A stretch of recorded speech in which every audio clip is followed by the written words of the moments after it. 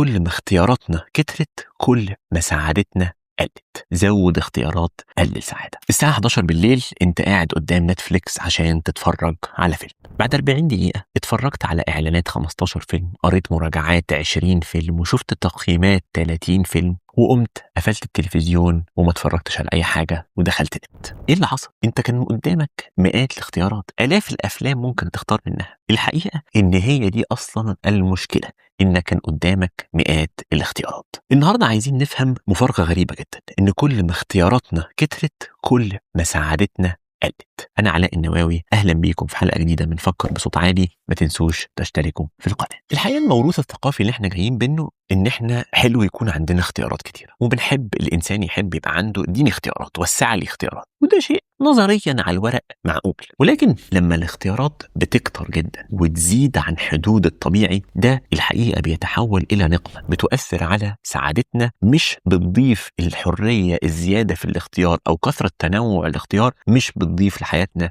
زي ما احنا كنا متخيلين. العالم النفسي باري شوارتز بيقول ان في حاجة اسمها مفارقة الاختيار. بيقول ايه؟ بيقول انه بعد حد معين كثرة الاختيار دي ما بقتش بتساهم في ان جودة حياتك تتحسن او انك تكون مبسوط، بل بالعكس دي بتؤدي الى انخفاض السعادة. يعني كل ما عدد الاختيارات زاد جدا كل ما سعادتك قلت جدا. ومشكلة الاختيارات الكتيرة دي انها مش بس بتتعبك وانت بتختار، هي بتتعبك بعد ما تقوم باختيار احد هذه الاختيارات الكثيرة المتاحة. ليه بيحصل الكلام ده؟ هو بيحصل الحقيقة لمجموعة أسباب، تعالوا نتكلم فيهم واحد ورا التاني خطوة.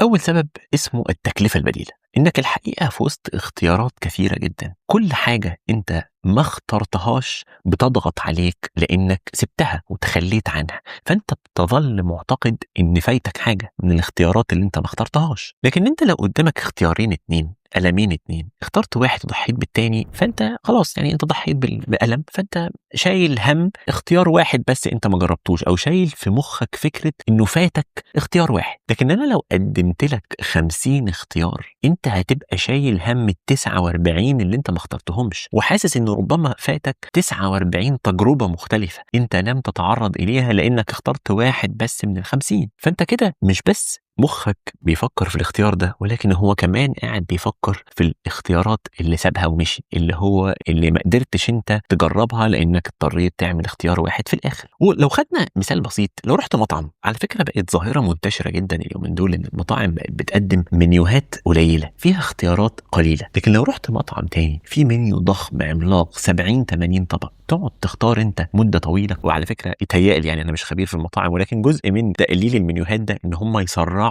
قدرة الناس على الاختيار. ولكن انت لو في منيو قدامك 50-60 اختيار، اخترت طبق معين وجالك، هيفضل احساسك انه ربما في احلى. لا يا اخي، الطبق التاني شفت ده نازل هناك على الترابيزة البعيدة. انا مش قصدي ان انت عينك على اكل غيرك، لا، انت بس مخك عمال يلعبك من كتر ما كان قدامك اختيارات، انه ربما الطبق ده احلى، او الطبق ده احلى، او اللي كان اسمه حلو اللي انت ما اخترتوش في اخر الصفحة ده هو اللي كان احلى من الطبق اللي انت اخترته النهارده واللي انت قاعد بتاكله دلوقتي. فانت الحقيقة مش بس مع الاختيار بتاع الطبق اللي انت اخترته، انت مع اشباح الاطباق الاخرى اللي انت ما اخترتهاش. وبتبدا اشباح الاختيارات اللي انت ما عملتهاش دي تطاردك، وتبقى هي اول نقطه تسمم كوب السعاده اللي انت المفروض منتظر تحس بيها بعد ما قمت باختيار اي شيء. سفريتك، رحلتك، طبقك اللي هتاكله، ايا كان هو ايه، التيشيرت الجديده اللي انت لبستها، انت كنت منتظر انها تدي لك جزء صغير تبسطك بيه، انت كنت بتعمل الحكايه دي عشان تنبسط. ولكن اشباح الاخرى من الاختيارات اللي انت ما اخترتهاش بدات تسمم لك شويه كوب السعاده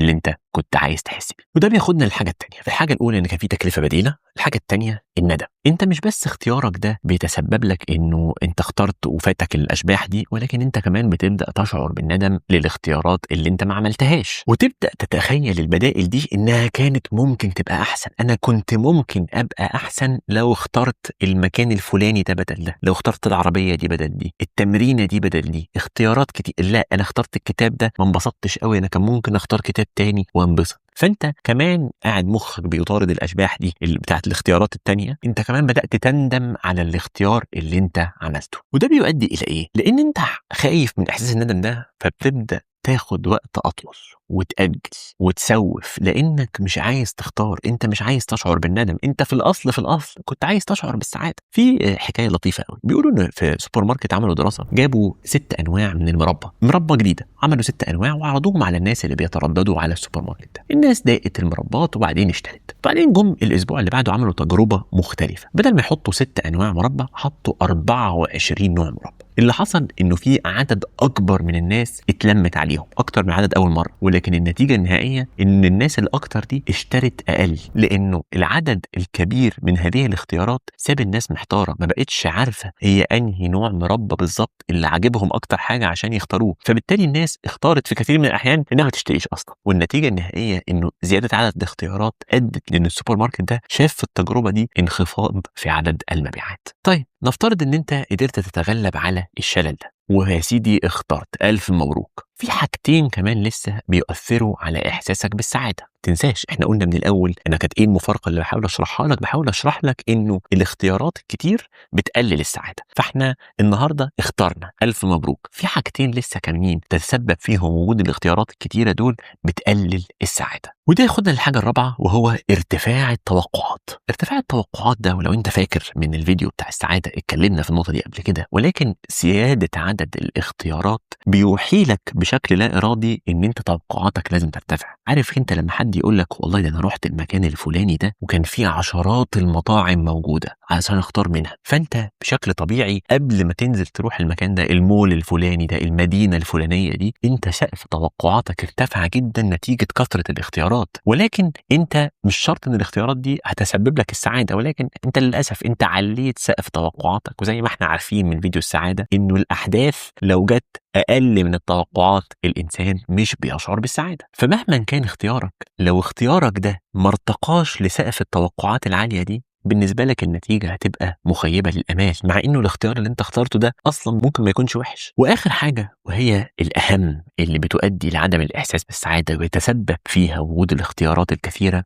هو ان الانسان بيبدا يلوم نفسه. ليه الانسان بيلوم نفسه؟ لما كان قدامك اختيارين اتنين، انت اخترت واحد، يعني خلاص جالك، كانت فرصه 50-50 زي ما بيقولوا، 50% احتمال انك تختار الاختيار الصح. جالك اختيار عملته ما طلعش هو الاختيار الصح، او مش هو اللي حسسك بالانبساط، ما خدتش منه السعاده المنتظره، فبتقول خلاص حصل خير، يعني انا كان قدامي اختيارين اخترت واحد، هعمل ايه؟ لكن لو كان قدامك 50 اختيار وانت مخك وداك لده، بتبدا تلوم نفسك انه يا اخي ما كنت قدامك كان كتير، اشمعنى اخترت ده انت عارف حتى بنقولها بالبلد، انت رشقت يا اخي. انا ما رشقتش، كان قدامي اختيارات كتير هي دي اللي تسببت في الموضوع ده. فبتبدا تلوم نفسك على الاختيار اللي انت عملته وعدم احساسك بالسعاده اللي ما وصلكش. هل الناس بشكل عام كلها بتتعذب بنفس الشكل في موضوع الاختيارات ده؟ لا، الباحث شوارتز بيقول لنا ان البشر نوعين. النوع الاول هو الشخص الباحث عن الافضل، ده ما بيرتاحش غير لما يقلب في كل الاختيارات المتاحه ويحس ويقتنع ان هو اخد الاحسن على الاطلاق، يعني انا جبت من الاخر، هو ده، مفيش احسن من كده، ويفضل برضو قلقان ليكون اللي هو اختاره ما يكونش هو الاحسن على الاطلاق. وفي الشخص التاني الباحث عن الكفايه، وده شخص معاييره واضحه، انا بدور على حاجه ليها مواصفات 1 2 3 4، اول ما الاقيها انا عملت اختياري، من غير بقى انا مش مهتم ومش عايز اعرف اذا كان في احلى واعظم.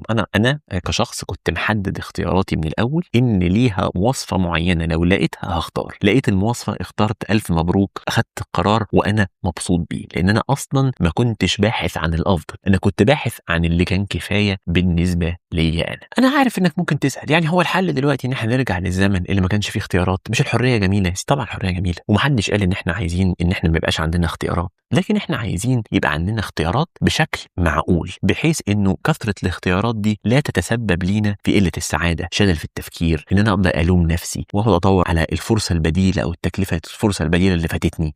انا مش عايز اقعد اشعر بالحاجات دي لمجرد ان مطلوب مني ان اختار، وتسبب في ده كثره الاختيارات الموجوده. فعشان نلخص الفكره، المشكله مش في وجود الاختيارات، هو المشكله في وجود عدد لا نهائي من الاختيارات. فالعلاقه مش خط مستقيم ما بين وجود الاختيارات والسعاده، زي ما احنا ممكن الموروث يكون عندنا، زود لي اختيارات انا هبقى مبسوط واحس ان انا مسيطر واحس ان انا متاح لي كل شيء، ولكن هي بعد شويه العلاقه دي ما بتبقاش علاقه خط مستقيم، زود اختيارات زود سعاده، ولكن العكس هو اللي بيحصل، زود اختيارات قلل سعاده. شكرا ليكم، اشوفكم في الحلقه الجايه.